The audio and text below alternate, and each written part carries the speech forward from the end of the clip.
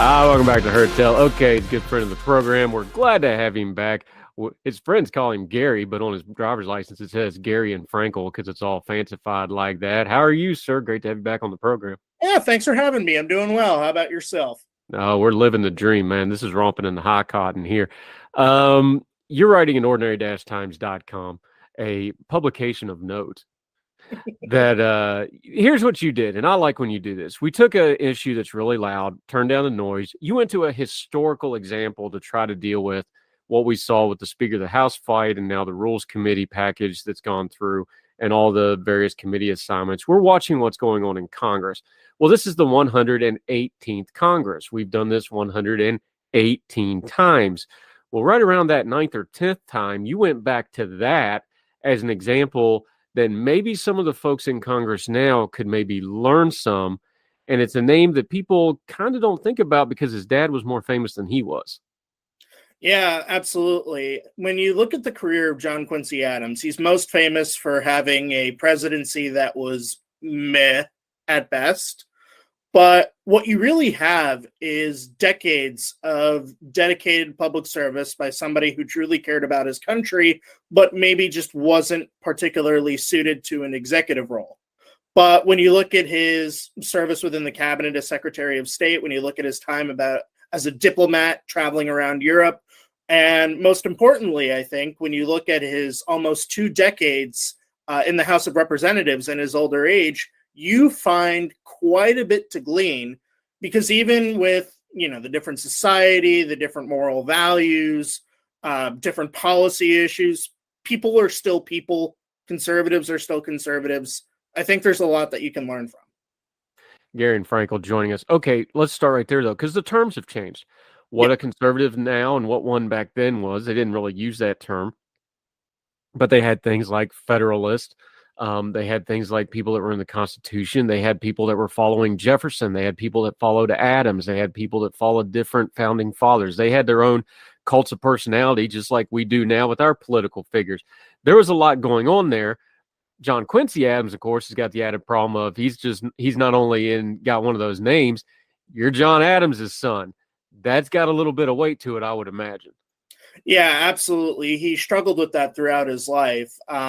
Obviously, you can't diagnose someone who's been dead for almost 200 years. But a lot of scholars seem to think from his diary entries, from some of his letters, that he may have struggled with chronic depression. And for somebody who felt that they had the weight of the world on their shoulders, that must have been really hard to deal with. But much like his father, in fact, Quincy looked at all of the cults of personality that were surrounding him. He looked at the party man sort of environment and said, no, I'm going to go my own way and do what I think is right. Yeah, Gary and Frankel. Before we lionize him too much, because I do think there's something to really take from his congressional career, and we'll lay that out in just a second. This was a different era, where especially his congressional career, where you're talking about, the turn of the century, the 1800s, his presidency into the 1820s and 1830s.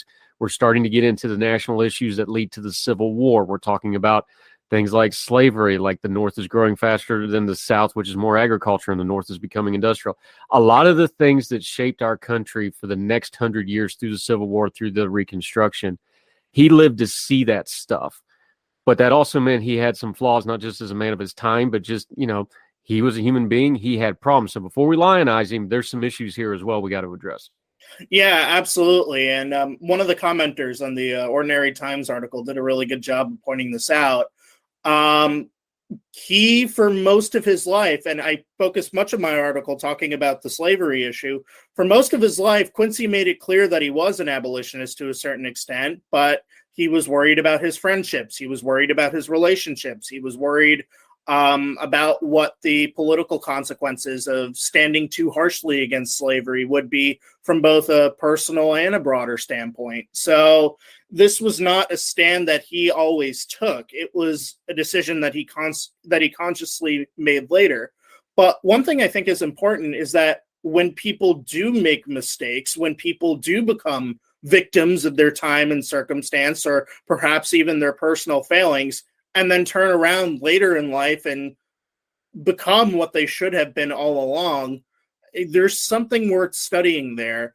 And if you dismiss somebody's actions entirely based on what they did in their youth or what the values present in that society were in particular, then there's very little that you can learn from history in general other than just patting yourself on the back and saying how much better you are. Yeah, Gary and Frankel. One thing you pointed out in the piece here, this is kind of unique in American history. He went to Congress as his retirement job. He actually called it his retirement job in his own personal writings. This is after he's been president. Look, he could have just sat there, punched the clock, not done a whole lot, got reelected probably for life and so on and so forth. The lesson you're drawing here, though, is that's not what he did, though. Exactly. And he made a point of really leading the fight against slavery for the first time in his life through his presidency. And that, keep in mind, that was decades of public service at that point. He started becoming a public servant when I think he was 13. He had mostly been in the background of that debate whenever it did come up. He made it clear in his personal communications and his private writings that he was against slavery and that he abhorred the practice, but he was not on the front lines leading the fight against it for political or social, perhaps economic reasons. It would have caused some strife with his family because his wife and her family had a background in slaveholding. But he did not choose to go quietly into his retirement. That was, if anything, when he was most active in a broader sense, because he felt empowered to finally fight for causes that he believed in.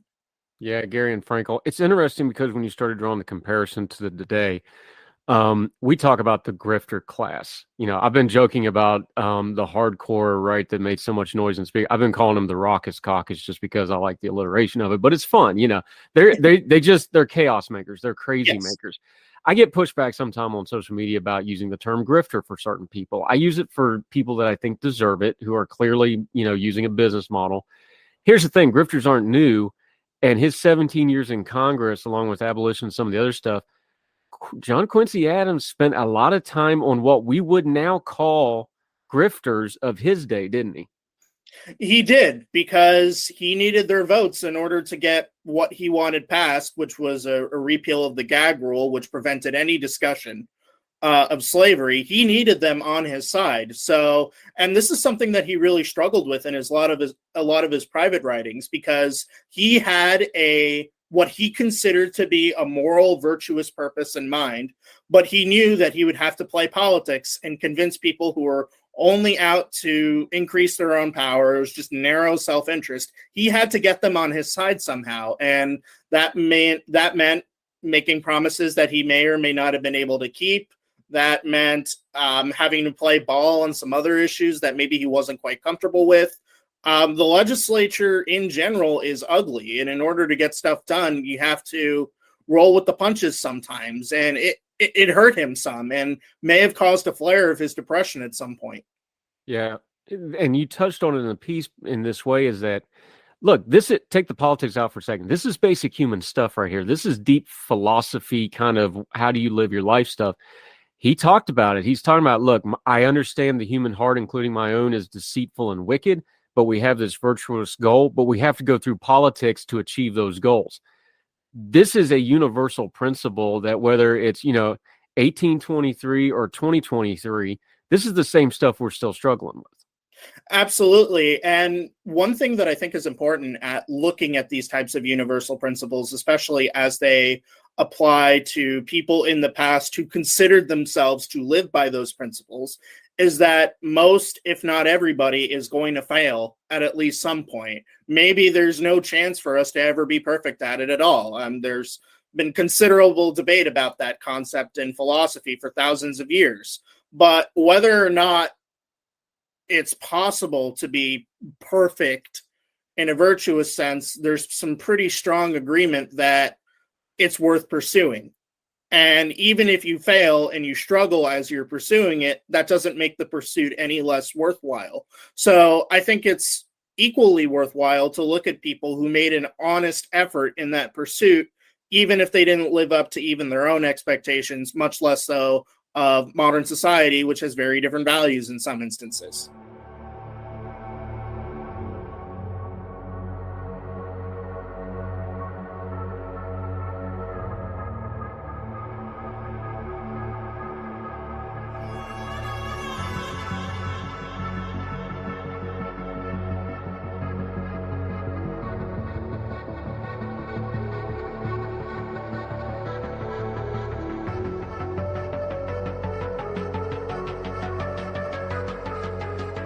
Yeah, Gary and Frankel joining us. Let's go through the history of this a little bit because I think there's another universal principle here. People know about, Lincoln freed the slaves, Emancipation Proclamation, right? We know Reconstruction was a mess, was not handled correctly. We'll be real kind of just leave it at that. And that led to this Jim Crow, which led to the Civil Rights Movement, which led us to where we are today. These things all happened in a sequence. The sequence before the Civil War that we don't talk about as much, and before you get to the Civil War, and before you get to Dred Scott, and before you get to even something like Amistad, which is known because of the movie and such, before all of that, there was a fight over this gag rule. Why was that so important? Because it's hard for us to understand. The House of Representatives was not allowed to discuss slavery. That sounds amazing, but if you don't have that fight, and John Quincy Adams and others don't have that fight, none of the rest of that led up to emancipation happens. Walk us through that, because that's an important piece of history that I don't think we talk about enough. Exactly. Everybody knew from the very beginning of this country that slavery was going to be a controversial issue. That's why they wrote into the Constitution that they would just leave it for 20 years and then push the problem over to 1808. And then after that, you have debates run up every 5 or 10 years. Sometimes the slavery issue would take a backseat to particular military or economic matters, but it was always there. It was always the elephant in the room, and nobody really liked talking about that because there was a broader interest in economic development or preserving the Union. During the Jacksonian era, you have that massive fight over the bank, which continued into the early part of the Van Buren presidency, but it's in the Van Buren presidency that things really start coming to a head on the slavery issue. And the gag rule was instituted in an attempt to sort of replicate what happened during the Declaration of Independence and the Constitutional Convention and just push it another decade or so, make it somebody else's problem. We don't have to talk about this right now. But for those like John Quincy Adams, who saw slavery as correctly as this horrible moral wrong, just pushing it off to the side and making it somebody else's problem was just not acceptable anymore. Yeah, there's another one of those universal principles is kicking the can down the road on an important issue always makes it worse. Yep. Gary and Frankel joining us. Here's another piece of that history that people lose, and especially the lost cause movement. And this came in towards, Quincy, let's talk the 1830. If you look at history through the 1830s, once the gag order came down, through the beginning of the Civil War in 1861, the slavery laws in the North got lax and lax, and there was a lot of abolition and the movement. And in the South, they started getting worse. They started taking away the legal right to emancipate slaves. They had court fights in the Carolinas that the Quakers couldn't come in and free people legally. That's part of this history too, is like there was an after effect of this was like, oh no, the people that wanted fought harder, and the people that wanted to keep slavery kept fighting too. This wasn't an inertia thing. This was an active fight. Yeah, and it was a brutal fight at that. You don't get something like Bleeding Kansas, for instance, between two groups that are having a mild disagreement with one another, even if it's on some kind of moral issue. You get Bleeding Kansas from something that's deeply fractious, for something that concerns some of our innermost moral values. And in the case of the South, an exploitative economic system that they desperately wanted to preserve because they incorrectly saw no other option. They were wrong. Adam Smith proved, even before the United States was a thing, that slavery made you poorer. But the South saw no other option. They had self-interest. They wanted to keep their property. They wanted to keep their de facto aristocracy. And when they saw the North making a moral argument against that, that only hardened their resolve. And it was just this brutal, bloody history that, as much as we talk about it, as much as we recognize it, still gets somewhat lost about how bad it really was. Yeah, Gary and Frankel. Okay, let's come back to the present tense, because that's why you kind of went backwards in time. Talk about the Congress as we have it. I think we're both realists. We understand this is going to be a contentious Congress. We have a split House and split Senate between two parties. We have a presidential election. I think there's going to be a lot of fighting, a lot of gridlock, and a lot of things not getting done. So I don't think they're going to learn the lessons. But if they wanted to learn the lessons, what would the lessons be here? The lessons would be that if even just a few people act purely on principle, that they, to a certain extent, are going to get something that they want or something that they think is right. One example I used in the comments of Ordinary Times, look at Chip Roy.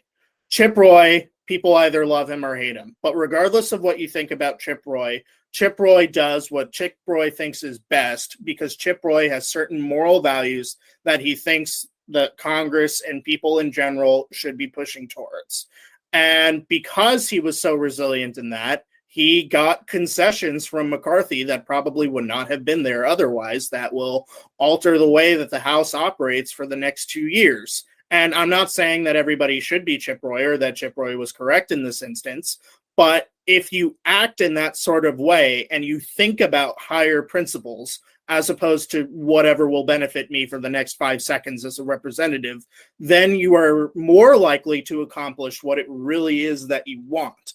And I think a lot of what I like to call the grifter consortium has forgotten about that because they're only thinking about the next 10 minutes. They're only thinking what will get them that Fox News hit or that lucrative fundraising deal tomorrow, but they're not thinking about what's going to happen a year, 2 years, 5 years, 10 years down the line.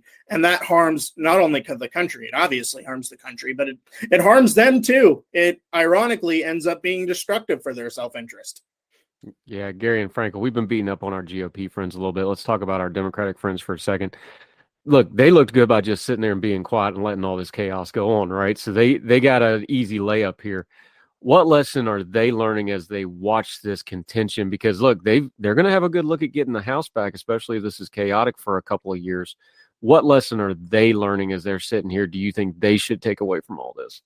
The lesson that they're learning, and I think this is a lesson from Van Buren, who I've also written quite a bit about, as opposed to John Quincy Adams, but I think that they're learning that party unity is important above all else, and that you can have your debates, you can have your internal squabbles, but they need to be behind closed doors. And once you get to that public-facing area, wherever it is, if it's on TV, if it's within the House, if it's on C-SPAN, whatever, that they have to represent a united, cohesive front, because otherwise they look just as bad as the Republicans do right now. Yeah, and Nancy Pelosi did a really good job of that in her 2 terms. We'll see how Hakeem Jeffries does helming the ship over there. Gary and Franco, always love having historical perspective on modern events, giving us a little bit of, not a guide, but some guardrails on how to approach this stuff going forward. Let folks know where they can follow you, keep up with you, what you got going on. You're another one of our great Young Voices contributors. You do a lot of writing on history and education and things like that. Let folks know how to keep up with you until we get you on Heard Tell again, my friend. Absolutely. I'm most active on Twitter at FRANKELGARION. Yep. Gary and Frankel, his friends call him Gary. We just call him a good friend. Thanks, buddy. We'll talk again soon. Thanks for having me, Andrew. Yes, sir.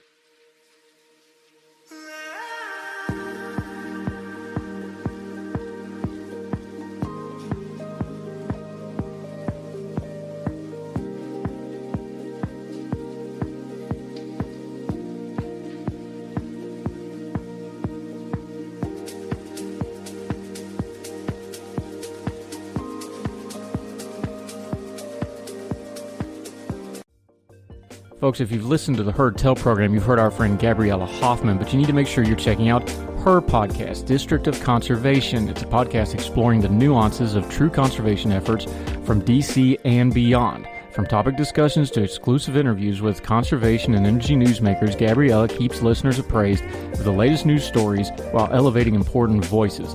Listen to the District of Conservation on Apple Podcasts or wherever podcasts are played.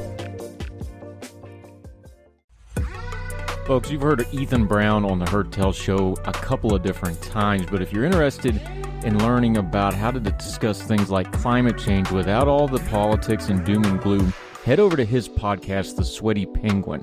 Sweaty Penguin is a late-night comedy-style climate podcast working to add nuance, critical thinking, humor, and hope to the climate conversation. They got over 100 episodes already, breaking down weekly news stories and specific topics, from the vanilla to the ADHD to the international accountability to orangutans. Yes, I know, it's a comedy thing, so just go with it. But each time, exploring different ways we can make progress on these issues while still helping the economy, health, security, and everything else we care about. Feel overwhelmed, exhausted, or excluded by today's climate change discourse? This is the podcast for you. Find The Sweaty Penguin wherever you get your podcasts or at www.thesweatypenguin.com.